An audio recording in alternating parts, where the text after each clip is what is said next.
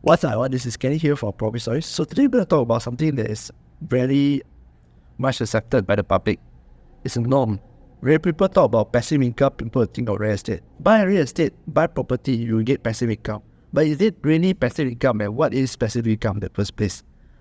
Before we go on, we need to define because passive income the word can mean different people. Different people has different interpretation of passive income. So what is passive income? For the purpose of this video, my personal point of view of what is passive income is that something you do once and it pay you multiple times. And the most important thing, requires minimal iteration. Minimal iteration here means 1 year I already work once. To me, that's the most minimal. That's the best. 1 year I already look at it once. Okay? So having said that, let's go to a deep and whether real estate is actually a passive income now. Based on my definition and my experience, more than 10 years owning real estate, and before I go on, I'm not talking in a point of becoming a guru. I already have one. Okay, I tell you first, I already have one. The one that you're watching now, I own this and I stay here. Okay, so this one is not generating me passive income, but it's taking money out of my pocket. So the one that I own is the one that I've shared in this video. Okay, so 10 years I own this. I made money through capital appreciation, but it's not passive. It's not passive at all. Okay, I have to find my own contractor. I have to deal with agents. I have to get good at negotiation. Find the tradesman, find the materials to do, find the tenants. At one point, right, I even had to market my own property. Yeah, I think I repeated this story quite a lot. But never mind. Let me tell you the story again. There's one time where the market was so bad, I don't even get any agents to call me, for rental. And my property is a very strategic property. It's located near hospitals, located near public transport, no problem. So what I did was that I took the keys from the agents. Right? I said, I go to the property. I go to the portals, property group. I blast every agent that say I'm the owner. I have a property at here for rent, the same condo that I own. I blast the agents there. I say I'm going to be there from 9 a.m. to 5 on Saturday only. So if you want to come and market the property for rental, please come. So that day itself, right, 13 agents came. So all of them took photos and took video. Some even took video, and only one managed to rent it out. Okay, one managed to rent out. So that is the work that you need to do. Don't get me started on the repairs. I mean, over the years, owning the repairs also has been a headache. Each time the things break down the house, right? You will say, get your tenant settled up. Light bulb, all this. Tenant will sometimes come back from you to you. Light bulb can transfer this. I say, light bulb, all this one where there, right? You can go and replace yourself. But there's 1 year, right? I had to replace the kitchen cabinet also. So you replace kitchen cabinet, that is also another headache.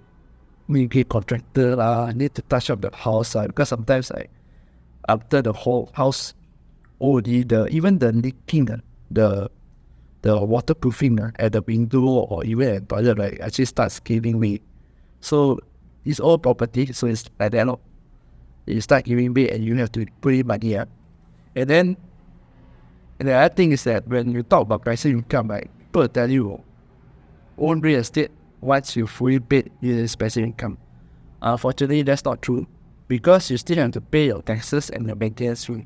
Remember, maintenance fee is that it's not stagnant.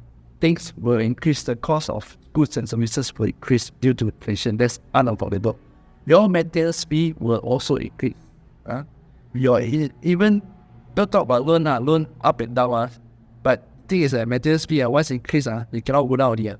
Loan at least still can go down. Okay, that is always still can go down. Maintenance fee, no.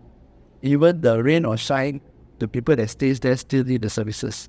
Imagine your condos here, you don't pay your maintenance fee for your cleaner.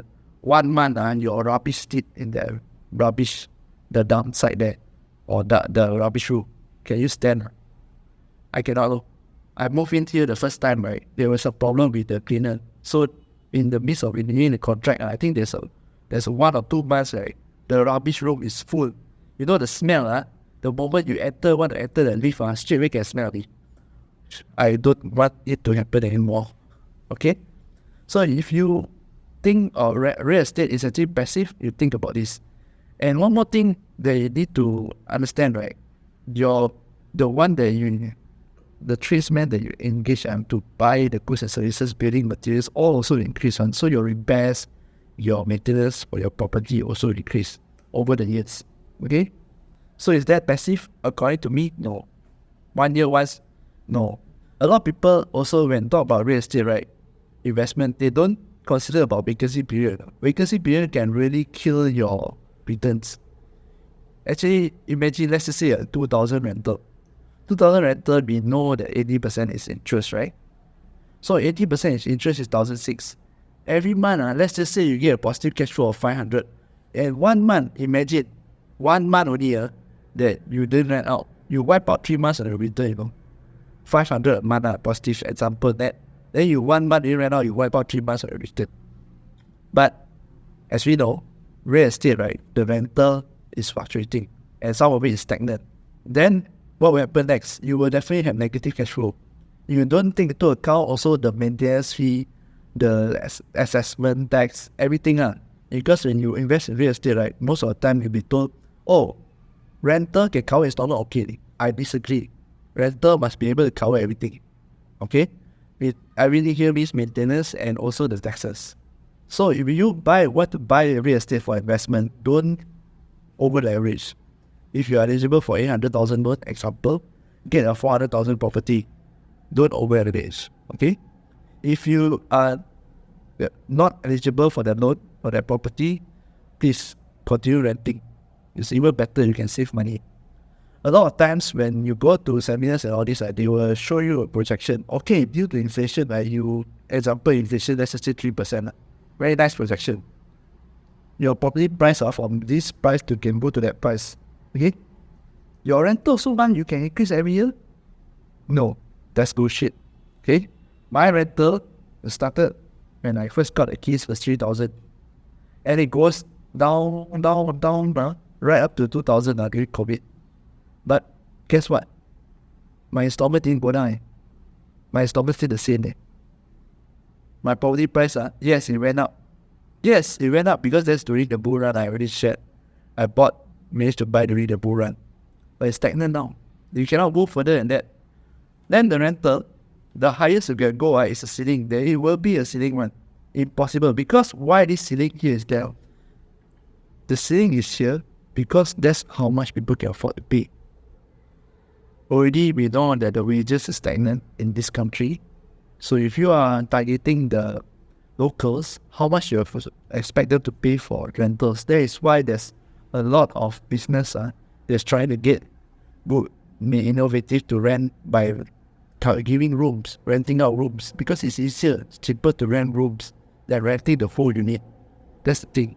Okay? So whenever you see a projection, the projection is just a projection. Then you must understand things will not go that way. Real estate has changed. Last time, most of people, right, they will stay there and work one place longer. So that's why they stay at that place longer. Nowadays, the dynamics has changed where a person can work remotely. So they may not need a house near their workplace. The next dilemma I'm going to have is that who's going to rent from you if that's the case? Most of them work from home, or most of them for freelance or gig economy. Yeah, I know some people would say gig economy is not sustainable, but it's freelance. Freelance and all this, if they still want to rent a room, they still can do it, right? So that is also will lower your pool of tenants. So reflecting on more than 10 years of ownership, what do I have to show? Yes, I find that it's very uncertain because you're just banking on that capital appreciation, big capital appreciation. And while you wait for that capital appreciation, right, you are subject to many things that you can't control. Many things. There's a lot of things you can't control, like government policy how to control. Then people migration here and there, how to control. And then you only own maybe, I don't care this 10 You talk about 10 units in one condo, you also not the majority lah. Other people also want to rent, right? So to me, that's not passive. I have to monitor. I have to sometimes if the things break down, I have to go there and settle it. I cannot rent out, right? And the next one, right, is the law. I tell you, you all invest, you all never got to run in the tenant and they don't pay. Don't pay, I tell you, is the headache. You just get one and it's a headache. Because the law in Malaysia is not that friendly towards landlord. Until now, I was hoping to see the tenancy law or residential tenancy act or something like that. Until now, it's still a bad dream. The process of eviction is still very long. Even though you don't pay, they don't pay you rent, you still can't just go to a tribunal and get it settled and as soon as possible, like 1 week. You take months. I think if you are in the real estate community, investing community for a while now, you will hear horror stories, like illegal activities in the condo. Okay, so I had an experience like this when I was a real estate agent. The suspect was a tenant, okay, at this unit that I rented out. I rented out for client, not my unit. So the plainclothes policeman came and arrested the client in the condo itself, just handcuff him and bring him out. So imagine that, you as a landlord, right? The other rooms also panic. So I think 2 or 3 of them just move out immediately on the same day. Because scared, man. Understand? So these are things that you have to handle. And then you have to go, you as a landlord, you have to go to the police station and give your statement. Yes, you will be off the book, but you still need to go to the police station and give the statement. And this is where the law comes into place. The tenancy agreement must have. You don't have tenancy agreement, I tell you, or any verbal agreement, how are you going to talk to the police and say, this one is actually renting for me? You better be careful of this. These are small things that, yes, we will say, how often is going to happen, these kind of things. I don't need to say so many times, one time only. I tell you, one time it happened to any one of you, you can ask yourself and see, most of them will be like, okay, this real estate investing is not for me, I will do something else. Or people that goes on is people that really have so many properties, so they do all this type of risk. They've invested earlier. So don't compare. Now you are just starting out, right? My advice, most of my recommendation is this: buy within your means. Real estate investing is not for everybody. Okay? You can also earn from real estate without owning real estate. Okay? A lot of ways. The most famous one, and I really love this method, is buying REITs. The real is about 6%. You buy real estate also is about 6%. Yes, some may argue real estate you can leverage. You are right. That's why the return is actually infinity. No. You don't need infinity returns to get rich. You can actually just buy REITs and get rich. That's what you want. Okay? So buy one first and see how you feel. You manage it first. Don't just manage it at the high point, and then think that, okay, you can retire. No, that's the mistake I made. I got the first property, the rental was so good. I thought, hey, maybe if I have more, I can retire. No. Things change. My job also changed. Everything. Your boss not every day will, not forever, one time, forever will treat you good. And every year you got increment or every year you got good sales. No. Okay. Here's one thing people actually don't tell you. You buy rental properties, you will never get rich one. That one property, 500 or 1,000 cash flow a month, positive cash flow, so what? I ask you, so what? You got 1, it doesn't make a difference. You got 20, you headache. You got 20, it's the time when you headache, but you can still hire people, okay? And then 20 also, if 20 free from loan is different. If 20, you still need to owe the bank is in the picture, okay? Always you need to pay the bank. And yet, you will see in the market, those who are buying properties crazy a lot are the rich people. And where is their source of wealth? They are either, one, they're doing business, doing very well at their business, okay? Number 2, they are high-level employees. I'm talking about 1 month at least 50,000, 60,000 a month, something like that. Okay, you people like us, like myself, I bought the first house. My salary was only 2,100. Okay, that was a basic lah. I got allowance, I got incentive because I'm doing sales. But again, I thought that the sales will always come. Every year will be the same. There are times when I do not have enough money just to pay even the installment, And I went and buy the second one some more. Okay? It's very simple to know whether you can afford the property or not. Okay, for my case, I cannot afford. I'm buying based on the idea that my sales will always be good and I'll always get the money. You know how I know I cannot afford? Because I didn't join it. I joined in with my father. My father is working, now he's retired, of course. Both of my properties joined in my father. Okay, if my father is not in, I cannot qualify. That's how I know I cannot afford. It's way beyond my eligibility. And yet, at that time, I still believe in property, in building wealth, because of what I see during that bull run. It also doesn't last forever. Back to the same statement I want to make.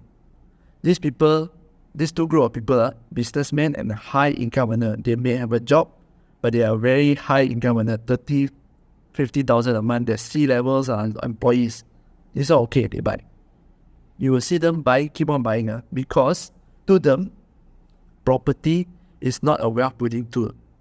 It is a wealth preservation tool. Wealth preservation asset. There is a big difference. Big difference between wealth building tool and wealth preservation tool. Okay?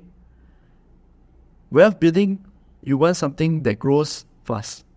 You may actually, trade, and that is active income, okay? But for discussion's sake, that is wealth building. You want something to grow fast. That's why you want to build for wealth fast. That's why you want the property price to go up very fast. But wealth preservation, you are already rich. You want a place to park your money. If not, of course, anything were to happen to you, cash also no useless. Cash is not say totally useless. If wishes be eaten up by inflation, might as well you put in real estate, correct? Then it's okay. But here's the key. You are supposed to focus on earning your income first. Earning your income via your business or via your job. Get an increment every year, you have a target.